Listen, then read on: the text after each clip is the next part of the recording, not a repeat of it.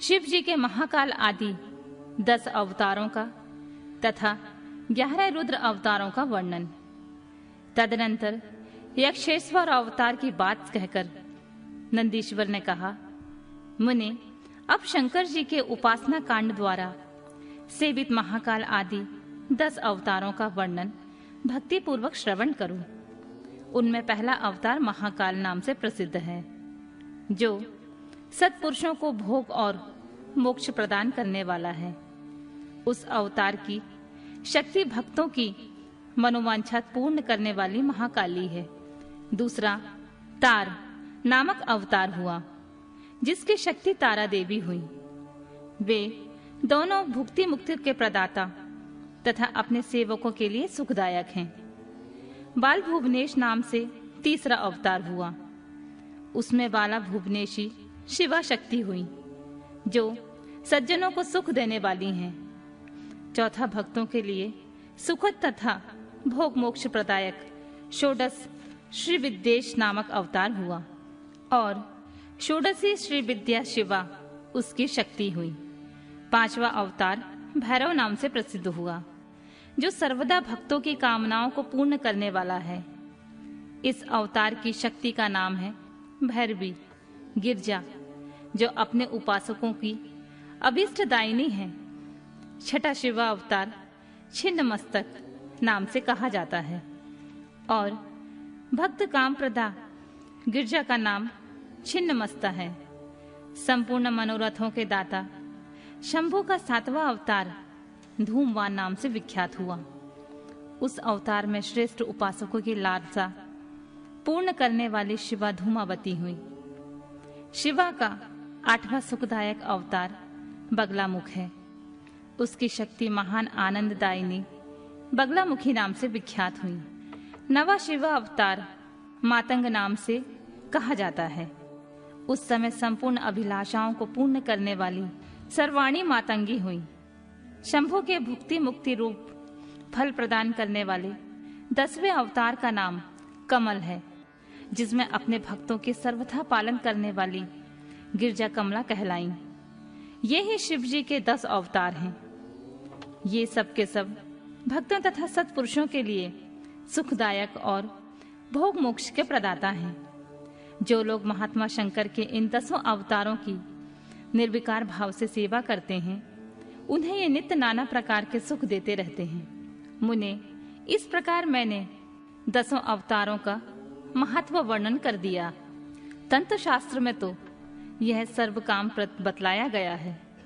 मुने, इन शक्तियों की भी अद्भुत महिमा है। तंत्र आदि शास्त्रों में इस महिमा का सर्व कामप्रद रूप से वर्णन किया गया है। ये नित्य दुष्टों को दंड देने वाली और ब्रह्म तेज की विशेष रूप से वृद्धि करने वाली हैं। ब्राह्मण, इस प्रकार मैंने तुमसे महेश्वर के महाकाल आदि 10 शुभ अवतारों का शक्ति सहित वर्णन कर दिया।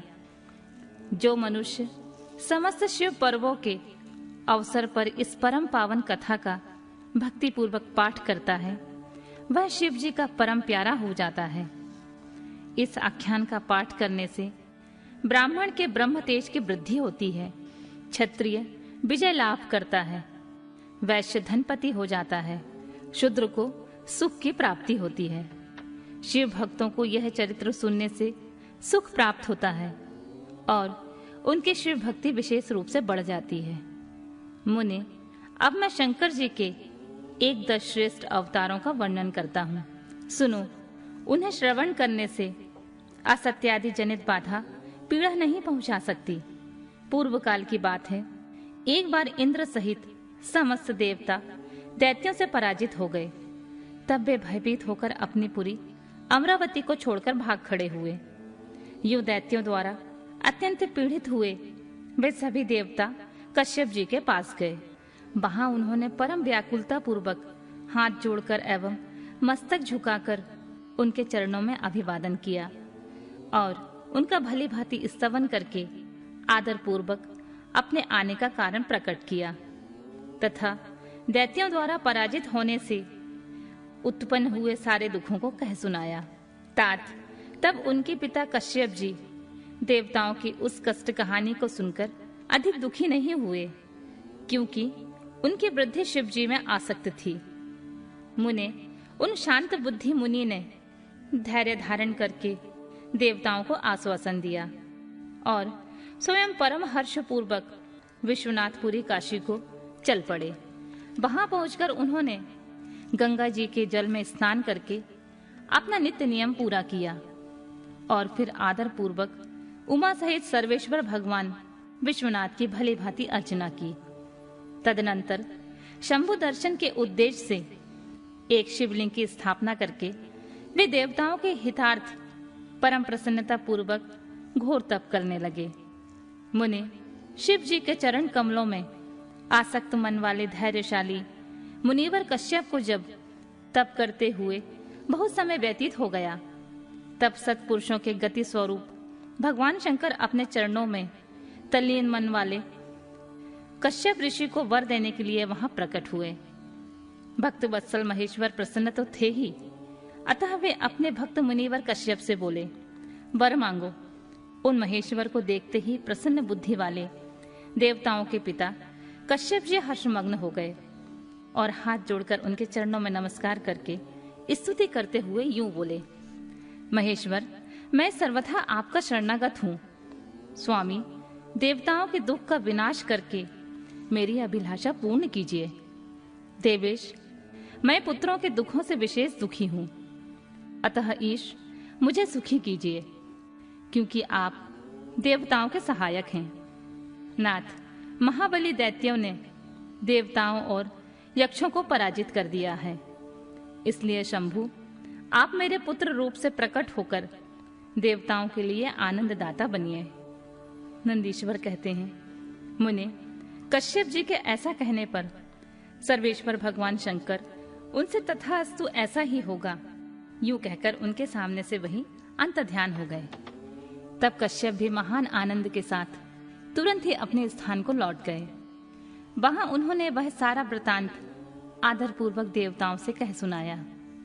तदनंतर भगवान शंकर अपना वचन सत्य करने के लिए कश्यप द्वारा सुरभि के पेट से 11 रूप धारण करके प्रकट हुए। उस समय महान उत्सव मनाया गया, सारा जगत शिवमय हो गया।